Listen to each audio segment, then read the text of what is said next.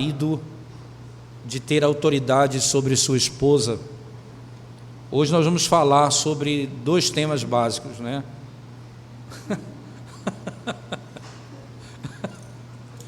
Vamos falar sobre dois temas básicos. O primeiro é: qual é o propósito da autoridade do marido? Qual é o propósito da autoridade do marido? E por último, hoje nós vamos ver como o marido deve exercer a sua autoridade. Como o marido deve exercer a sua autoridade. Primeiro, irmãos, qual é o propósito da autoridade do marido?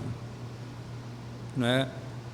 Por que Deus confiou ao marido a autoridade sobre a esposa? É porque a mulher não tem capacidade de governar a si mesma? Essa é uma pergunta muito importante, porque ela definirá muita coisa, né? É uma resposta, uma pergunta e uma resposta crítica. Lembre-se, irmãos, tanto o marido como o seu papel e a mulher no seu papel, né, dependem inequivocamente de Deus. Esse é um ponto central. Qual e por que Deus colocou o marido como cabeça da esposa? A resposta é simples: para o bem da esposa. Não porque falta algum bem nela, ou não porque falta alguma coisa nela, mas para o bem dela. Não porque a mulher tem ausência de alguma coisa, mas porque o marido, ele é aquele que foi chamado por Deus para fazer o bem à sua esposa. A mulher não é inferior como pessoa. Ela foi feita à imagem de Deus, como marido, como homem. Ela é herdeira e co-herdeira da vida eterna, juntamente com o seu marido. Então, um puritano chamado Thomas Manton diz o seguinte: embora o cristianismo não venha abolir as distinções que existem entre mestres e servos, entre senhor e servo, e a distinção de um sexo sobre o outro, entretanto, tanto um quanto o outro têm os seus méritos na graça de Cristo. O cristianismo não quebra a estrutura do servo e do senhor, do marido e da mulher, da autoridade e da submissão, e ambos têm o seu mérito em Cristo Jesus. Eles formam o corpo espiritual, onde Cristo é o cabeça da igreja, não é? E nós somos herdeiros da mesma graça. Então, tendo convicção disso, irmãos, não é? Nós podemos argumentar alguns pontos importantes, né? E veja só, de onde vem a autoridade do marido biblicamente? Primeiro, da ordem da criação. Por exemplo, lá na primeira carta de Paulo a Timóteo, capítulo 2, verso 13. Veja, é da ordem da criação. O fato de Deus ter criado assim, né? Então, vamos lá para a primeira carta de Paulo a Timóteo, capítulo 2, versículo 13. Diz assim a palavra de Deus, irmãos: porque primeiro foi formado Adão, depois Eva. Então, a ordem da criação determina isso. Segundo, os meios da criação. A mulher foi feita do homem. Perceba, a ordem da criação e segundo, os meios da criação. O homem foi feito do pó da terra, a mulher foi feita do homem, como diz o texto sagrado. E na primeira carta de Paulo aos Coríntios 11, 8, você vai ver isso lá. Outra coisa, a ocasião da criação. a mulher foi feita para o homem. Não foi o contrário. Deus não fez a mulher e depois disso farei um homem.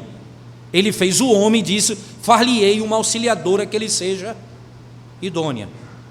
Então eu tenho, primeiro, a ordem da criação. Segundo, eu tenho os meios da criação.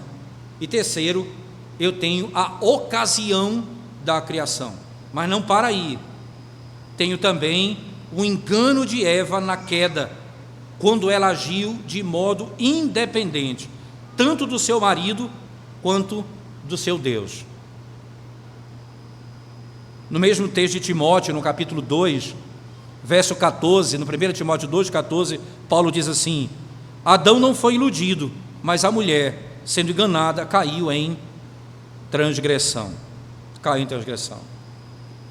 Por causa de todas essas razões bíblicas, é que nós temos o princípio de que o marido é o cabeça sobre sua esposa. Você não vai argumentar a autoridade do marido sobre a esposa, em hipótese alguma, partindo do pressuposto de que os dois não são iguais, que os dois não foram criados por Deus, que os dois não são herdeiros da mesma herança. Você não pode partir desse princípio. A autoridade do marido pela ordenação divina. Nós devemos, irmãos,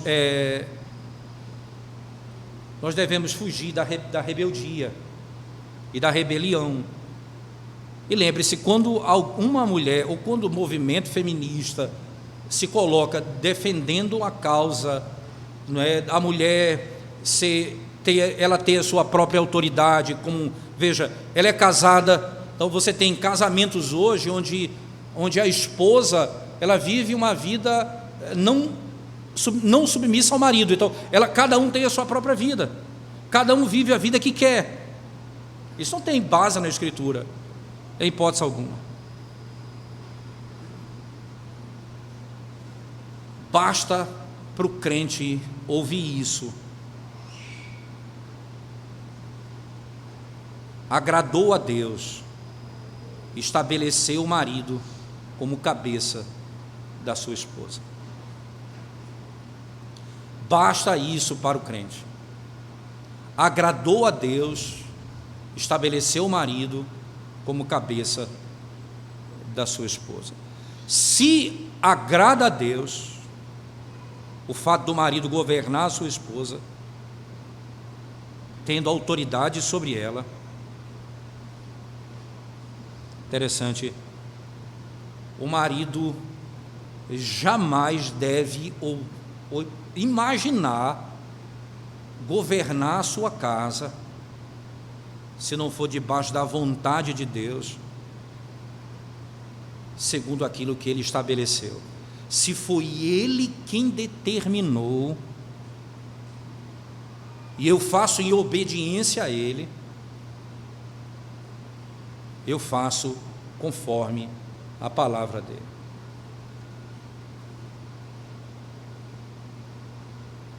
A obediência à palavra de Deus é o que está em jogo aqui. Interessante, irmãos, veja só, que coisa impressionante o Senhor dizer: é para o bem da esposa. Quando Deus, na sua infinita sabedoria e na sua bondade, determinou fazer o bem à esposa, à mulher, Ele a colocou debaixo da autoridade do marido e ordenou que ela se submeta a ele como ao Senhor. Deus, veja que coisa, irmãos, quando você se opõe a esse princípio, você se opõe ao que Deus quis fazer de bom para a esposa. O que Ele quis fazer foi o bem a ela. E ao dizer eu quero o bem dela, a colocou debaixo da autoridade do marido. Quando você diz, não, isso não é meu bem, eu não vou me submeter a isso. Esse é o princípio geral que ocorre no coração de todo homem. Não importa, irmãos. Nós sempre querendo viver o que nós achamos por certo. Encontramos o que é bom naquilo que satisfaz o nosso coração, não na palavra de Deus. Infelizmente. Infelizmente. Um puritano disse: o bem da sua esposa é o que o marido deve buscar, fazê-la melhor, ajudá-la a ter conforto nessa vida e salvação.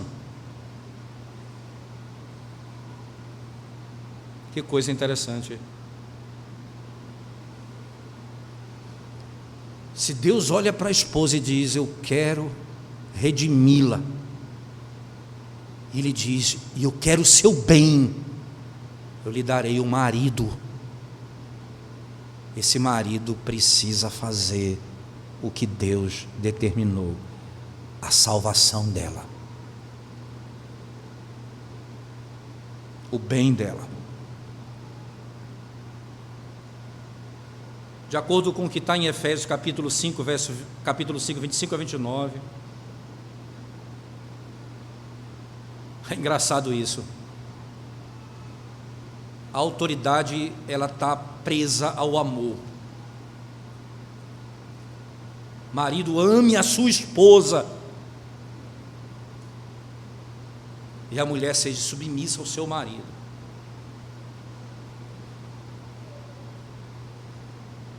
Preste atenção. Toda a dificuldade que você tiver, toda a luta que você tiver para governar a sua casa, a sua esposa, isso vai estar dentro de um limite: o amor.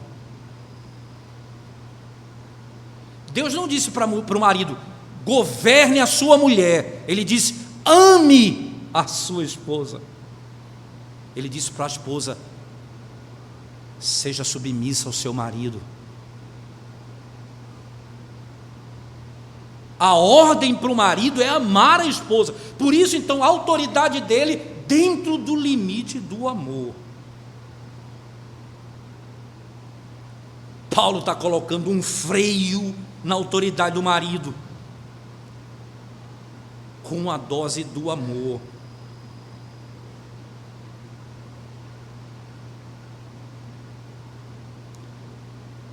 Ele está dizendo, se você governa porque ama, não há tirania, não há opressão, não há crueldade.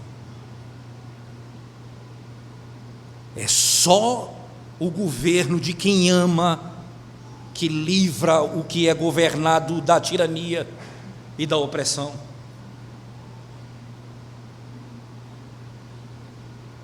A sua autoridade é para o bem dela. E o exercício da sua autoridade é para o bem dela. Você não vai exercer a sua autoridade contradizendo o propósito que é fazer o bem a ela.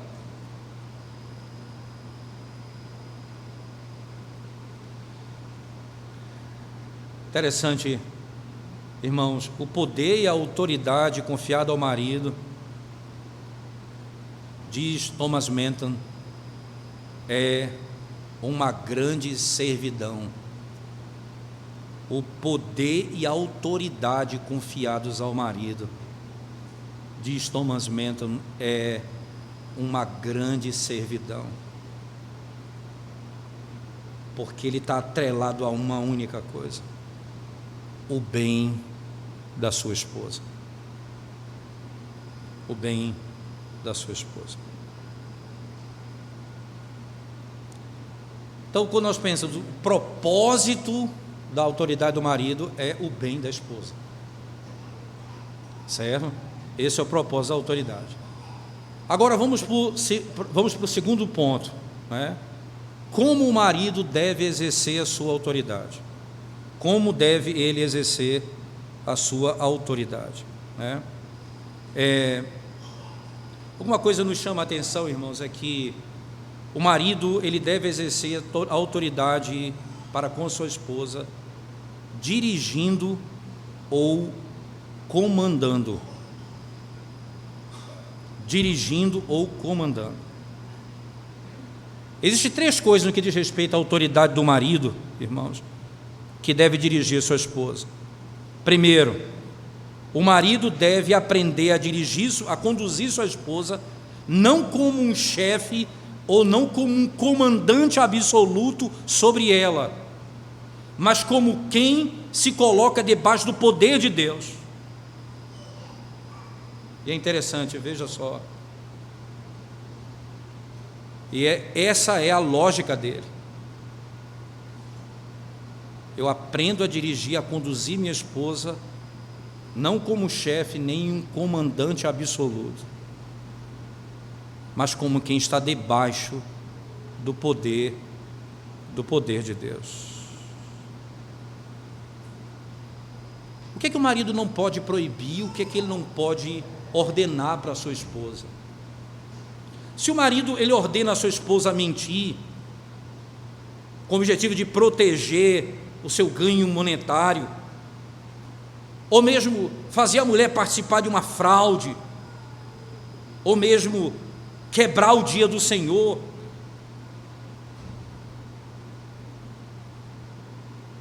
que coisa interessante, se Deus proíbe essas coisas, ele não pode ordenar a esposa a fazer. Eu não tenho como dar uma ordem à minha esposa para fazer aquilo que Deus proíbe. A mesma coisa, se o marido proíbe a sua esposa de orar, se ele proíbe a sua esposa de ir à igreja para adorar o Senhor, cultuar o Senhor, se ele proíbe a esposa de ler a Bíblia, ele abusa a sua autoridade sobre ela.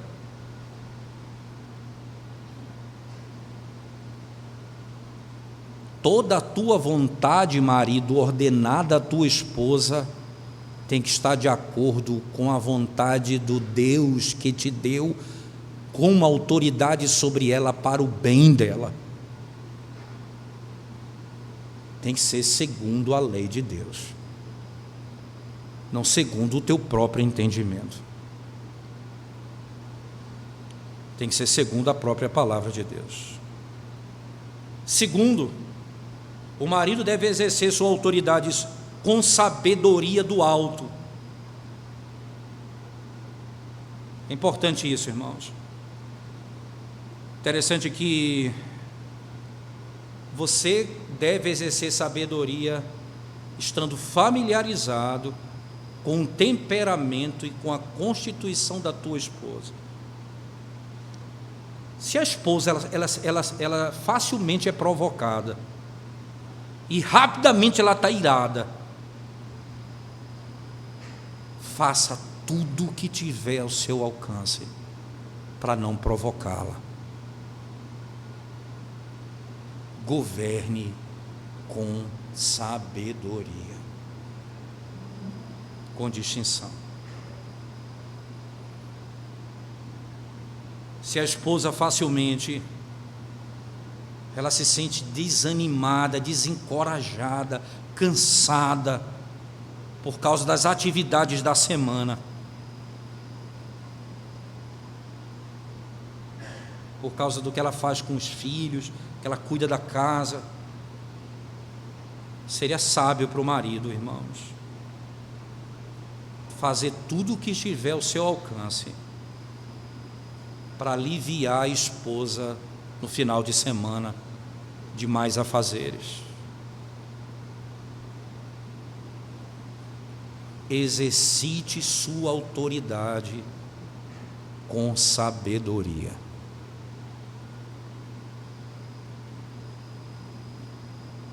E é fácil a gente,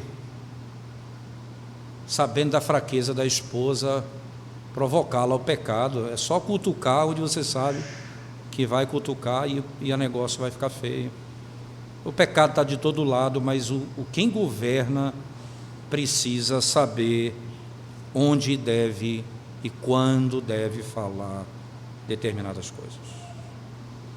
Terceiro, o marido deve ser cuidadoso para não exercer sua autoridade de maneira sofrida, isto é, trazendo sofrimento para a esposa. É que coisa, irmãos. Cuidado para você não se tornar um governador da sua casa que governa os mínimos detalhes, as coisas triviais, as coisas que você não deveria tanto se preocupar, com coisas pequenas da casa. Entregue à sua esposa o cuidado, o governo dessas coisas. Ela foi feita, Deus a fez para ser tua auxiliadora. Só não delegue a ela o que não pode ser delegado, que é o teu papel de autoridade, aquele que cuida da vida espiritual da casa. Mas as coisas mínimas você deve evitar querer dominar tudo.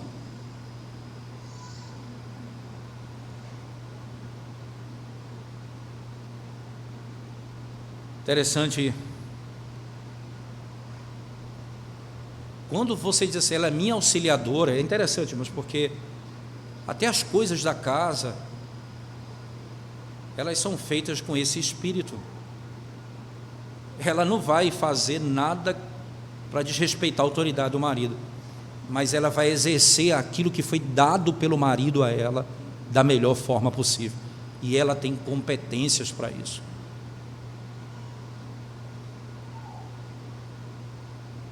Quantas vezes, e lembre disso, você vai auxiliar o seu marido?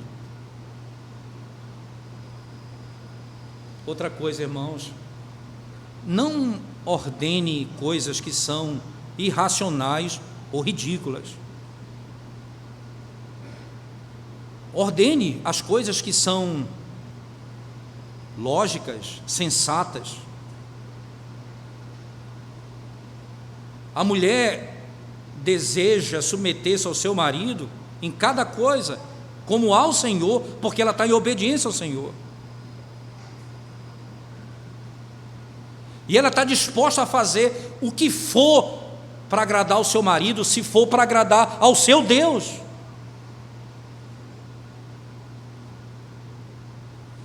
Agora, não mande tudo só para dizer quem manda sou eu. Essa é a maneira de governar a sua casa.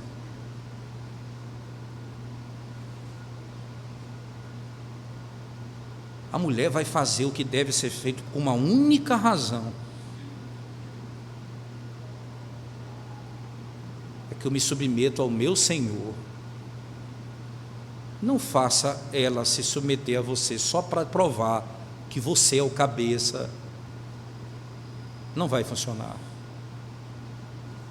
Porque se o propósito é fazê-la obedecer como que obedece ao Senhor, não pode terminar em você esse princípio de autoridade. E quando você faz isso, sabe o que você está dizendo?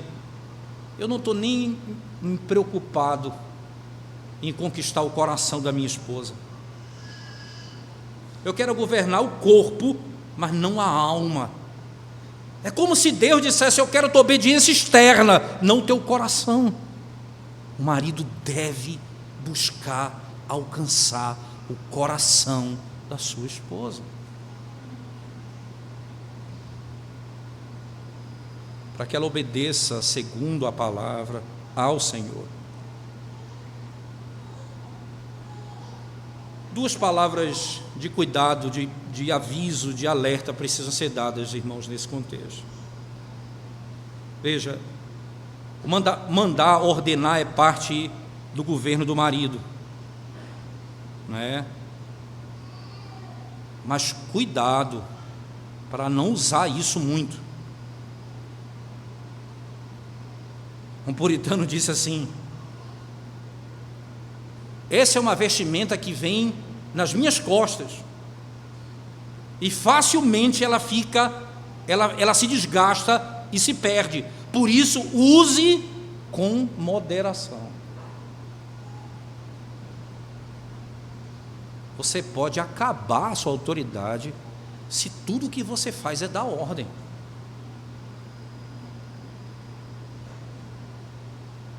Se tudo o que você faz é dar ordem. Não há ninguém que viva assim. Use a ordem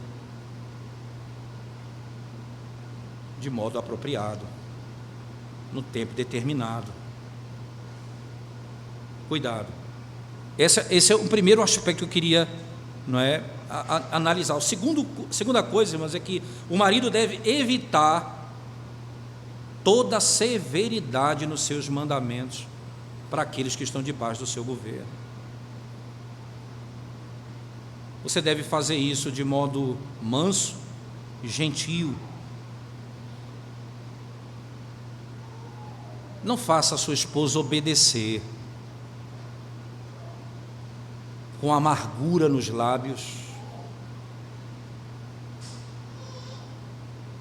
Não faça obedecer com amargura nos lábios. Nenhuma mulher pode suportar o governo do seu marido com conforto, se a gentileza não temperar esse governo.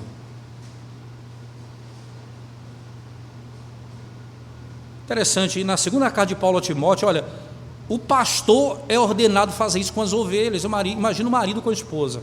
Veja, segunda carta de Paulo a Timóteo, capítulo 2, verso 24 e 25, Paulo diz assim: ora, é necessário que o servo do Senhor não viva a contender, e sim deve ser brando para com todos, apto para instruir, paciente, disciplinando com mansidão os que se opõem, na expectativa de que Deus lhes conceda não só arrependimento para conhecerem plenamente a verdade, mas também ser livre de Satanás. O verso seguinte vai falar. Um homem deve governar a sua esposa, irmãos, sendo ela a sua própria carne, como diz Paulo no texto, não é? Com brandura, com mansidão.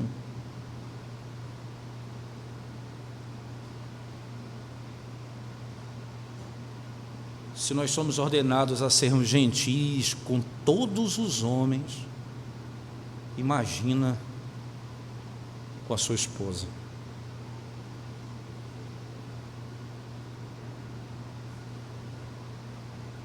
A maneira como deve ser feito isso, não é? Essa gentileza, ela deve ser manifestada de duas formas.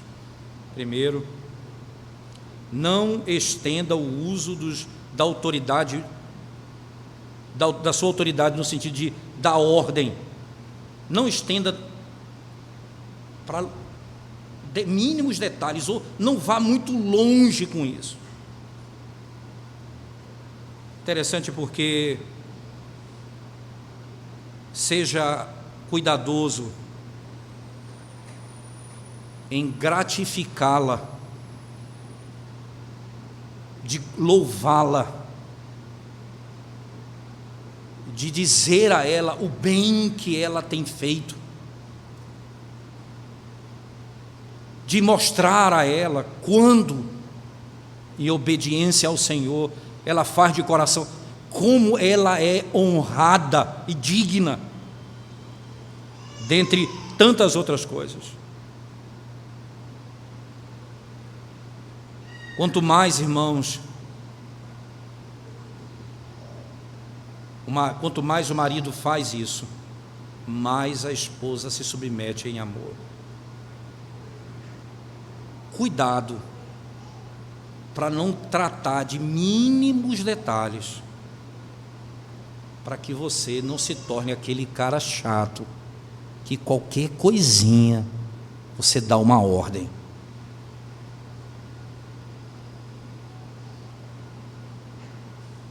Passe a ela algumas coisas que ela pode lhe ajudar. Confie na maneira dela fazer. E faça o que Deus te manda fazer, como que está escrito na palavra de Deus. Você sabe, você conhece sua esposa mais do que ninguém. Você sabe que tem coisas para ela que é difícil fazer, que não são tão fáceis para ela. E você deve conhecer sua esposa. E quando você sabe que é muito difícil para ela fazer, não use a sua autoridade para que ela faça.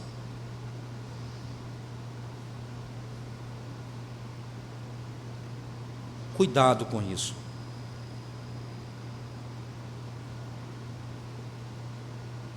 Existem coisas que são mais fáceis e que há prazer em realizar aquilo, mas tem coisas que não são assim. E é preciso que o marido tenha entendimento dessas coisas. Não use esse tipo de ordem para aquilo que você sabe que vai ser guerra. Seja sábio naquilo que você precisa, naquilo que deve ser feito. Se você vai exercitar sua autoridade sobre sua esposa com gentileza, você deve refrear-se, irmãos, e insistir nas coisas que você sabe que ela acha difícil fazer, e quando você sabe que ela não pode fazer, você está partindo para um conflito.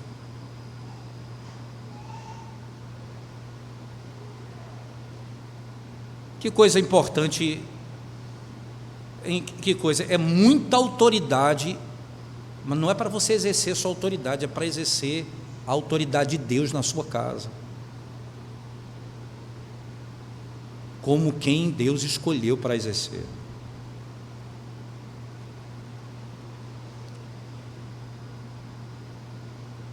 É engraçado ainda que o tempo vai passando, você vai vivendo como marido e mulher, você vai vendo que existem coisas que quando você pede à esposa, vai ser feito com muito mais tranquilidade quando você dá uma ordem.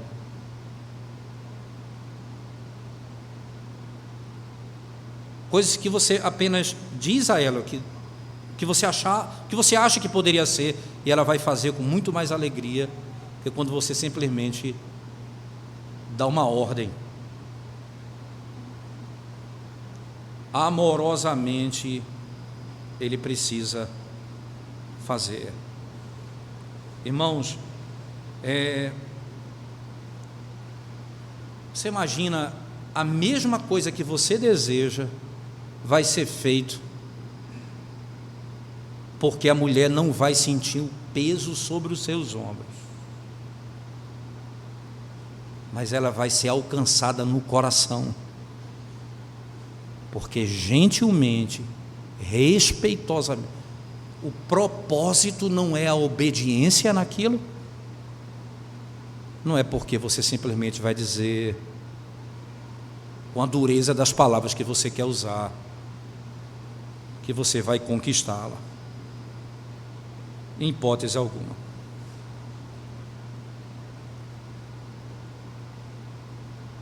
Caminhando para o fim desse tópico, uma parte importante desse governo é a recompensa. Existem dois lados da recompensa: o lado positivo, em que o marido vai dizer e elogiar a sua esposa pela maneira como ela fez as coisas, e o aspecto negativo, quando o marido amorosamente vai reprovar a sua esposa quando ela fizer o que for errado, ou quando ela pecar. Primeiro, o marido deve ver veja, que as boas obras são recompensadas com louvor e gratidão. Em Provérbios 31, você vai ver lá, nós lemos que a esposa que é exemplar, ela não é louvada, veja só, ela não é louvada apenas pelo seu marido, pelo bem que ela faz, mas ela é louvada também, né, dentro dos portões, pelos seus filhos. O marido chega para dizer: és uma mulher ditosa, bem-aventurada. E os filhos chegam a ela e dizem as mesmas coisas.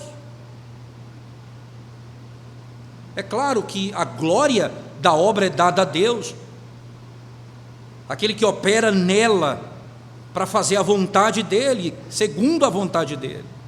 É óbvio isso, e nós sabemos isso, irmãos. Mas preste atenção, dizer o que ela fez de bom, e dizer o que é bom, demonstrando bondade da parte do marido, elogiando a esposa, não tem preço. É engraçado que lá no capítulo 2 do livro de Gênesis, veja por favor, verso 18, Gênesis 2, verso 18, o texto diz assim, preste bem atenção no que é dito no texto, 2,18, disse mais o Senhor Deus: não é bom que o homem esteja só, far-lhe-ei uma auxiliadora, que ele seja idônea. E que coisa, irmãos, a mulher vai ser dada ao marido para o bem dele, é ele que precisa louvá-la, é ele que precisa louvá-la. O texto é claro, ele vai dar ao marido, e é esse marido que precisa louvá-la. Ele precisa aprender a fazer isso com todo o coração. Ela traz o bem e faz o bem ao seu marido, e o marido exalta a sua esposa, e ela faz mais bem a ele, e aí ele vai perceber que ela procura agradá-lo de tal maneira que ele nem mesmo havia pedido isso a ela, nem mesmo imaginado. Enquanto algo é pedido e feito com gentileza e reconhecida a glória daquilo, vai chegar o momento em que você vai ver sua esposa lhe agradando sem você nem mesmo pedir.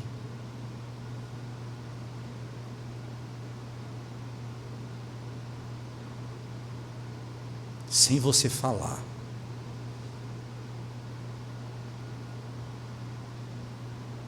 Sem você abrir os lábios. Mas por outro lado, ele precisa exortá-la quando ela fizer o que é mal.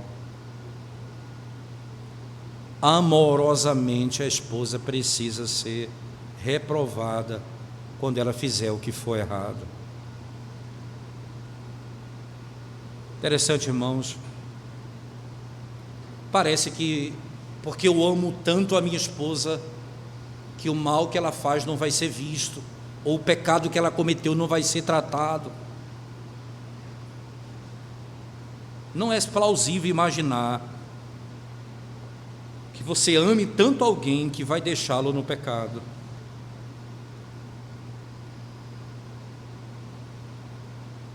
É porque Deus ama tanto a sua igreja, que Ele deixa as 99 ovelhas e vai atrás daquela que se apartou. É porque em Mateus 18, quando o irmão fez mal a nós, é porque eu amo tanto, eu vou a Ele para ganhá-lo. E a frase é essa: amor não deixa um irmão no pecado. O amor persegue o amado com coração de perdão, com coração pronto para perdoar. O amor busca restaurar, redimir, deixar um irmão no pecado, ou ver um irmão ir para longe do Senhor, trazendo tragédia para a sua própria vida, e não tenta recuperá-lo, restaurá-lo, dizer o perigo que ele está envolvido. Isso não é amor, irmãos, isso é ódio, é odiar alguém.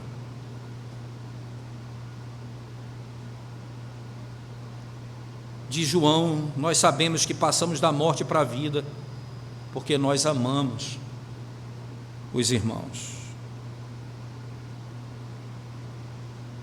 Se isso é real entre irmãos, imagina entre marido e mulher.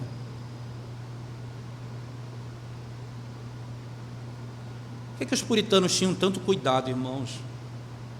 Quando o marido ia exortar a esposa, eles criaram algumas regras para você não extrapolar o seu papel.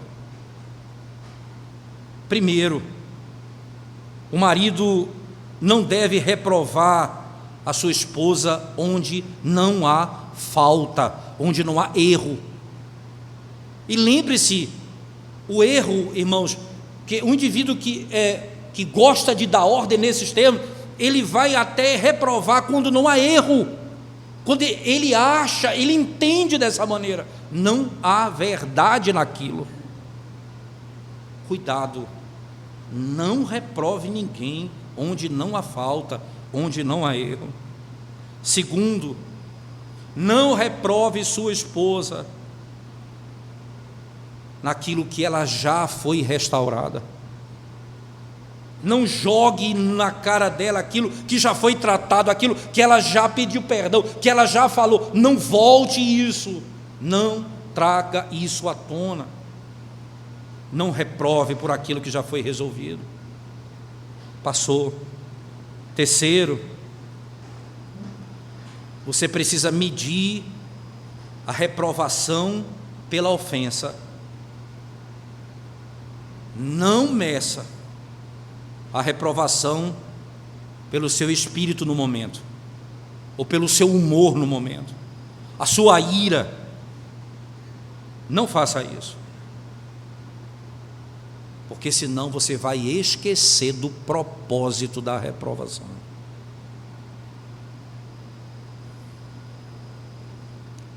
Você não vai pegar um band-aid e colocar em cima um pequeno band-aid em cima de uma cirurgia de peito aberto, de coração. Vai ficar sem sentido. Aquilo não condiz com uma ferida. Acho que hoje nem se usa mais isso, mas a imagem é mais ou menos essa. Não o tamanho do remédio ou a quantidade de remédio que você vai colocar depende da doença ou da ferida ou daquilo que precisa ser tratado. Não faça nada fora da medida. Isso não é bom. Um pecado de ignorância, irmãos, o pecado de ignorância não deve ser reprovado como se fosse um pecado de rebelião. Um pecado de fraqueza não deve ser reprovado como se fosse um pecado de resistência, de contínua resistência naquele pecado.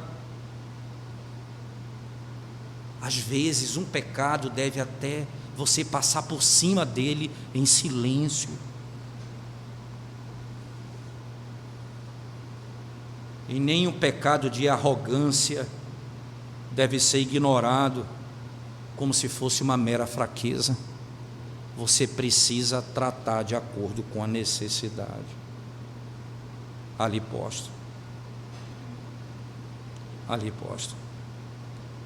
Quarto, quando o marido sentir que ele deve reprovar sua esposa e dizer que ela deve retornar ao caminho da verdade e da justiça, ele deve fazer sabiamente, ele deve escolher cuidadosamente o tempo determinado e o lugar determinado. Não faça isso na frente dos seus filhos, não faça isso na frente das pessoas. Escolha as palavras certas. Deus te deu essa mulher, essa esposa, para você fazer bem a ela.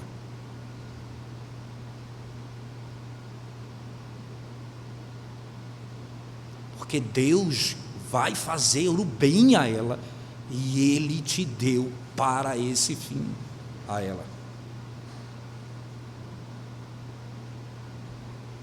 Como é triste ver o marido falar com a esposa duramente na frente dos outros, desrespeitando a esposa. Nunca faça isso, meu irmão. Se você tiver alguma coisa para falar para sua esposa, fale no lugar e no momento, e com as palavras apropriadas.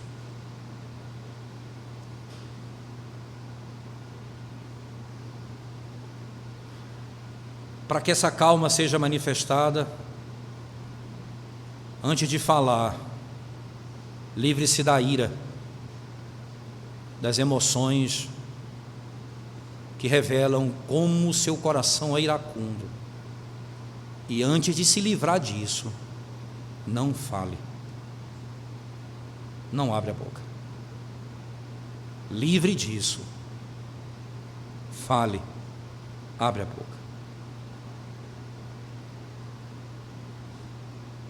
Escolha um tempo quando a sua esposa for capaz de receber aquela reprovação. Quando ela estiver calma e sem ira,